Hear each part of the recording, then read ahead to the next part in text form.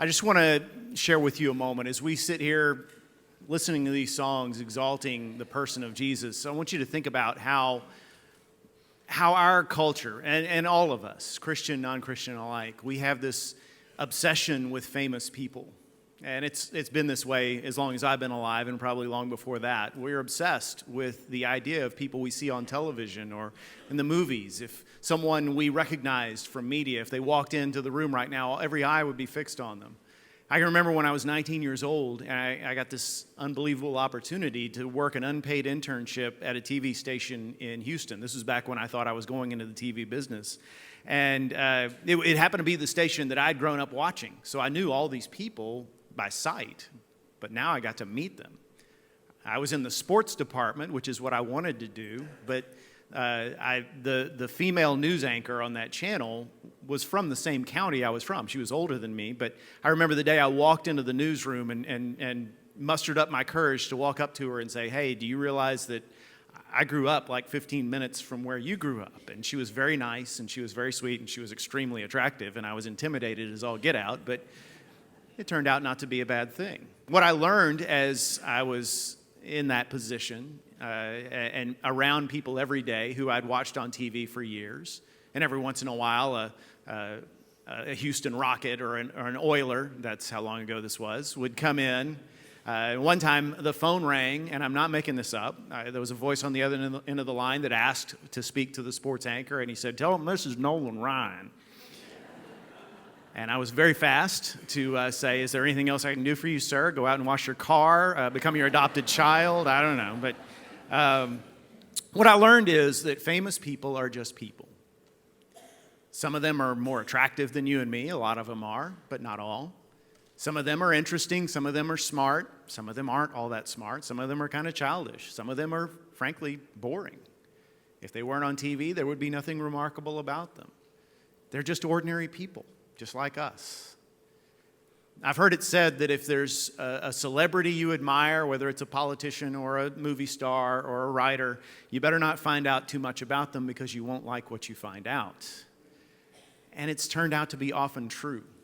There's one of my favorite Christmas movies. It was written by and narrated by a man who was famous in his time. And I read an article about him a couple of weeks ago written by his adult son, who's about my age now, and he talked about growing up, and his dad was nationally known as a radio host, and he would sit up with his little transistor radio and listen to his dad's show every night, and he would stay up late hoping that he'd get to talk to his dad when he got home and recount the joke he told or the story he told on his show, but often his dad wouldn't come home at all.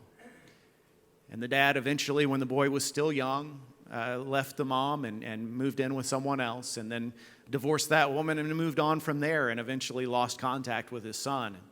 The son found out years later that his father had died on the internet and was not invited to the funeral, was not included in the will, and just had all kinds of resentment against his father. I wish I didn't know that. I wish I didn't know that about that man.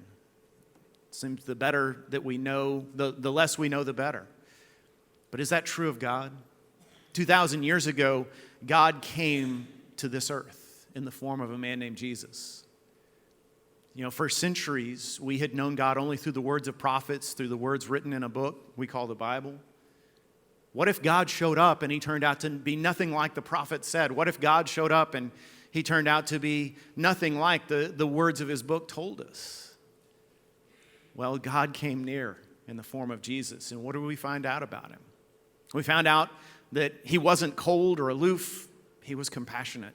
So compassionate, he never turned away a single person who really needed him. Not one.